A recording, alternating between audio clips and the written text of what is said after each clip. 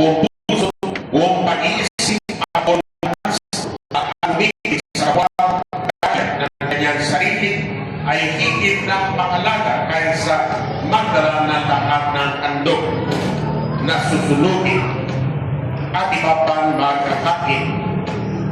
Nakita ni Jesus na matalino ang kanyang sagot.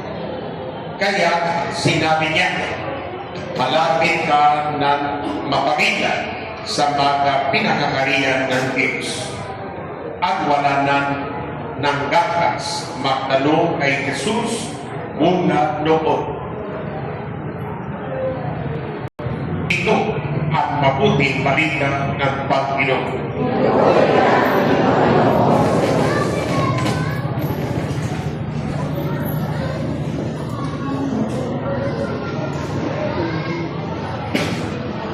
Magandang hapon po sa inyo lahat.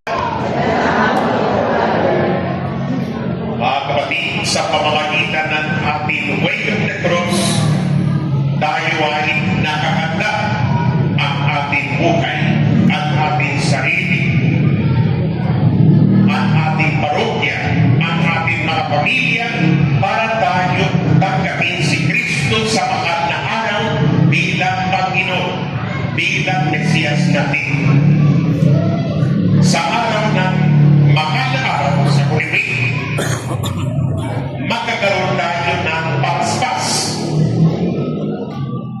Sa araw na yan, we are moving the tongues, saying, Ikaw, Panginoon, ang aming Diyos.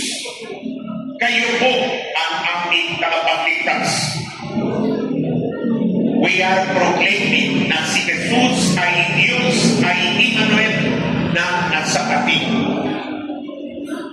We are saying sa pamamagitan ng palaspas, we believe in Jesus. We are followers of Jesus. We are welcoming Jesus into our lives. Sa mga araw na yan, sa Huliwig, we celebrate His passion, His suffering, His death, and also His resurrection. Yun ay pinaka-central prayer ng simbahan, the Passover, the Easter celebration of Jesus. Kaya mga kapatid, sa itong mga araw, tayo ay narinig sa Ebanghelyo, tayo ay nagdadasal. Do you remember when we began Lenten season, tatlo ang guidance sa ating pray and do it privately. Fast and be happy. Keep it in secret. Do charity. Do your best. Do good to others. But don't proclaim it. Ang ating Diyos na nakikita sa inyo, He will reward what you do. Sa pagkinig na yun, may nagtatanong kay Jesus, Panginoon, ano ba ang pinakamahalagang utos? Ano ba ang pinaka-importante? So, ang itong tao gusto malaman what is first. At sumagot si Jesus, Shema Israel. At ibig sabihin, Shema means God is good. God is one. For us, God is Father, Son, and Holy Spirit. God is with you. God is Emmanuel. Adore Him with all your heart, with all your sentiments, with all your life. Ito ay prayer, hindi prayer ng mga Muslims because they proclaim Shema Israel sa umaga, sa middle of the day, sa evening. Parehas sa Katolik. We proclaim the love of God in the morning, in the afternoon, in the evening, at all times. Shema Israel. Gayon na tayo ay carrying the cross. Gayon na tayo ay lumalakad in the open space. We are proclaiming God is one. Father, Son, and Holy Spirit. God is within us, guiding us in life. And we are walking, meditating, and singing. Ako, Nazareno, ito ang Kristo Hari. Are you the King? Oh, we will crown you, and the thorns are there, making a very painful moment to Jesus. Yun ay alay ni Kristo sa ating Diyos. Yun ay kanyang kahirapan para sa ating kaligtasan. At the end of the procession, nandun si Maria. Ang ating mahal na ina. Si Maria ay ina ni Kristo, ina ni Jesus. Si Maria na ina ng ating Diyos na Emmanuel, na si Jesus. So Mary is the mother of humanity, the mother of the church, our mother. Mga kapatid, sa ating parokya, gayon din, present natin itong buwan, we began the 3 months, 3 preparation para sa piyesta ng parokya. Ang anibersaryo sa ating parokya ay 15 years of San Antonio de Padua Parish. Sa ating canonical terms sa simbahan, we celebrate 15, 25, 50, 75, and 100. Hindi maliit na bagay ang ating anibersaryo. It's a big liturgical and pastoral achievement. 15 years of San Antonio de Padua Parish. 15 years of sacraments, of liturgy, of music, of pastoral planning. 15 years of evangelization dito sa batas. Sa pamamagitan ng ating devosyon at tradisyon sa ating parokya. Kaya ngayon tayo ay greeting, congratulating one another. 15 years na tayo bilang parokya de San Antonio. Alam niyo, Matasan noong panahon ay sakop ng Holy Spirit Parish. Noong malayo. And later on, sakop ng St. Peter Parish doon sa Commonwealth Avenue.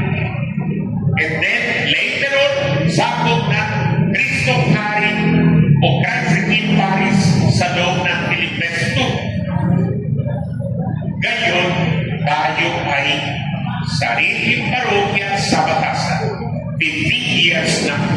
It is time of gratitude, time of, greeting one another. We are 15 years Baptist Church, pamilya ng Diyos sa pamamagitan ng mga sakramento. It is a joyous celebration. Happy anniversary. Pag we celebrate anniversary, you say, anniversary namin. Pag-jollibee kami, already, bakit? You say, kasi anniversary namin. Open yun. Sabi lang, dalawa na. Okay. 2 years anniversary. They have it in their memories. Some others say, mas intenso kasi 10 taon anniversary. Sa kasal, sa pamilya, etc. We celebrate anniversaries. Ilang taon kayo anniversary sa kasal? 15, 20, 8, 22, 50. Depende sa pamilya. The church celebrates 20, 15, 25, 50, 75, and 100. Ang mga parokya, lagi-lagi may chapel.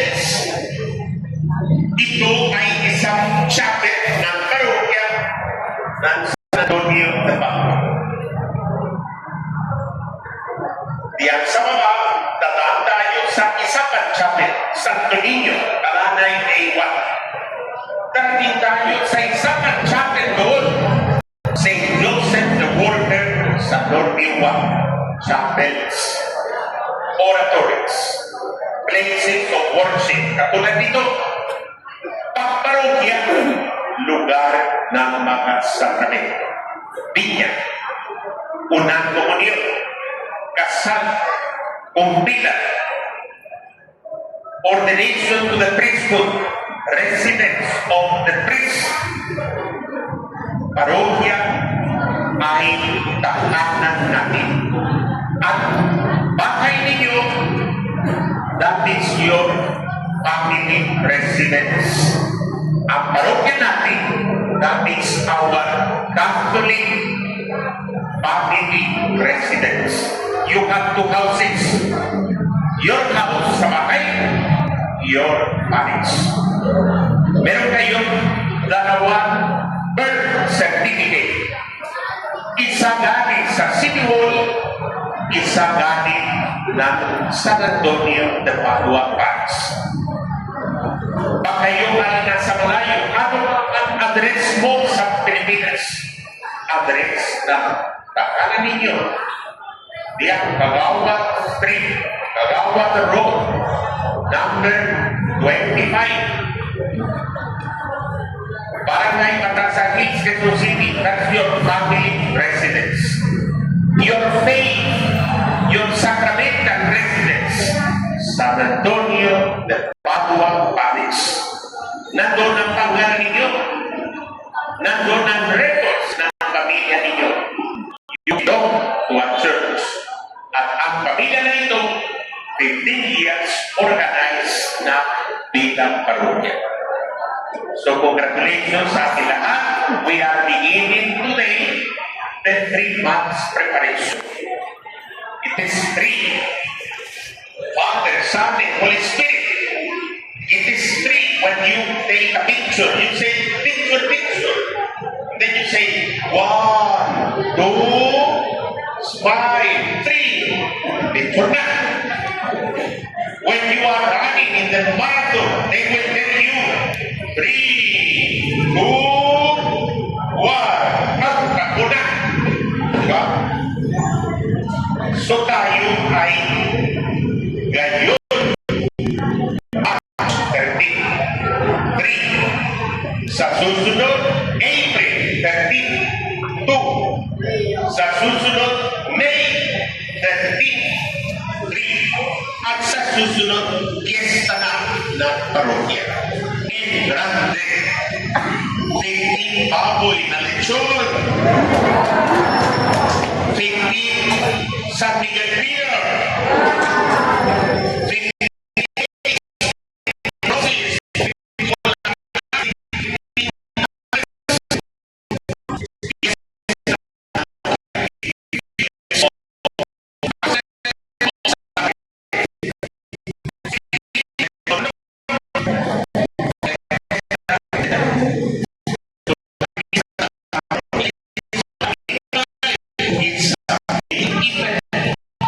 sinabi na natin Diyos.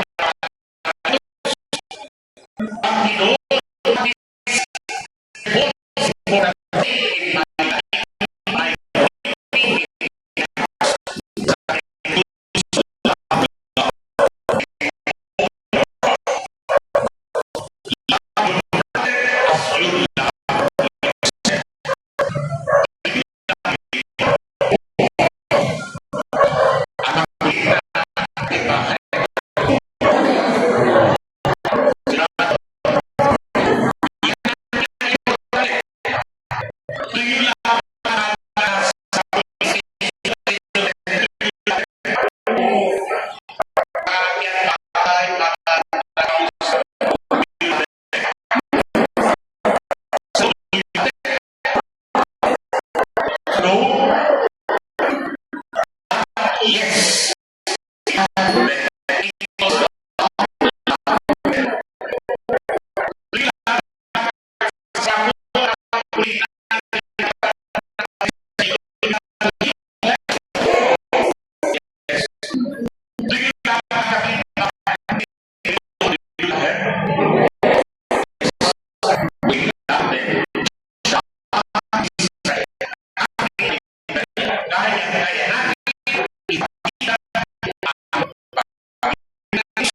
Sa mga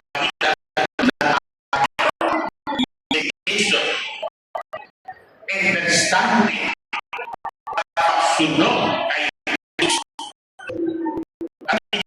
Facebook, sa mass media, pati ito ay sinasabi, give me your yes, give me your positive follower.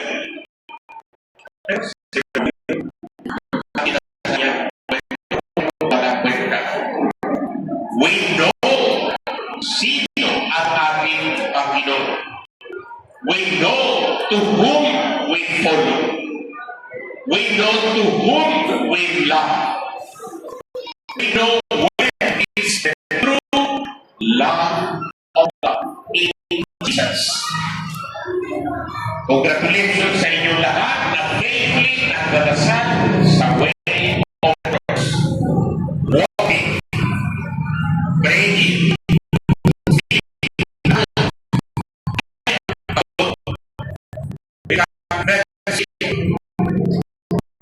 we are setting the meaning of our prayer.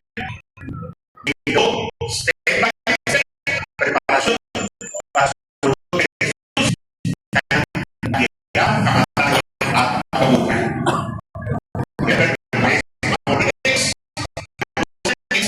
Jesus spent 40 days fasting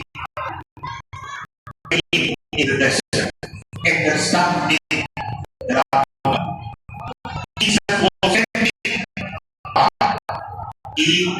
he went to whom he addressed anything to his Father, to God who is Father in the air. So let us not be suffering a little moment. We know the suffering of Jesus. Alam niyo, kasi panis na ba? Hindi ako. Alam niyo bakit? Kasi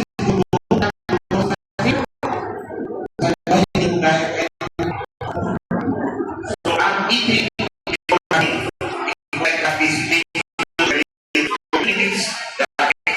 division. Sabi ko sana magkakaroon pa kahit sa komunidad na ito. Sabi ko, my father, please sit down. Coffee. So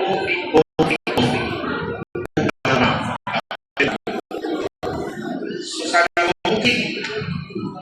We are not accustomed sa hindi tayo sa we are looking for in our stomach, in our feelings, sentiments, and understanding. The groups challenge us. The groups invite us even to change our way of living and understanding. Okay, apakah itu tayo lahat? Prayer ko ngayon tayo lahat. Let us present to God our prayers. Sa bawat panalangin, Panginoon, tingin mo at aming panalangin.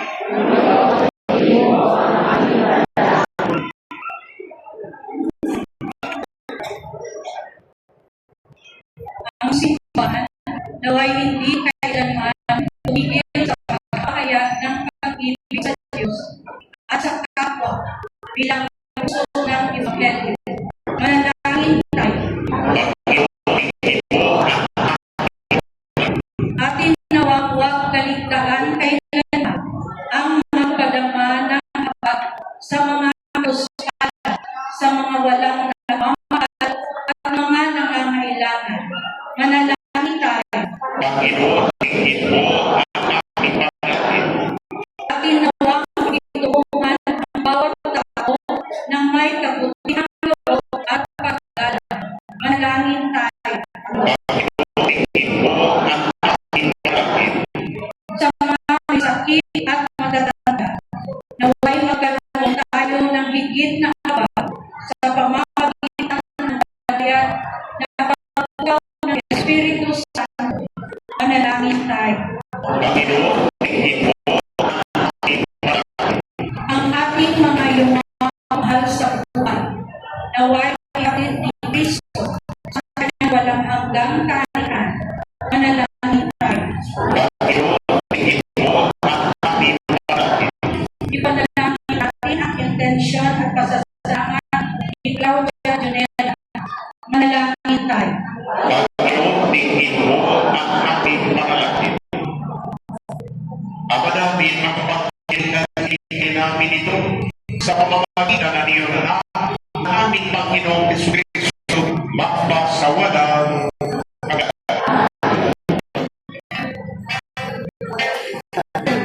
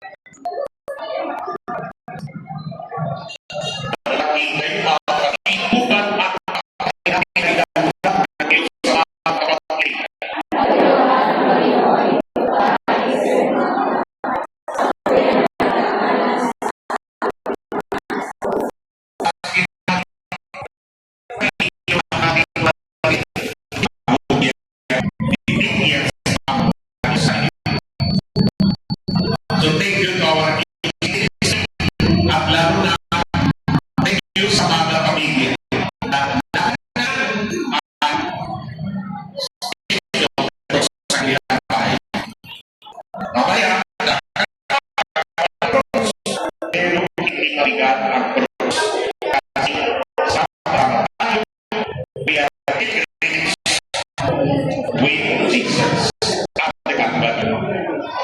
And we know God is Emmanuel. God is with us.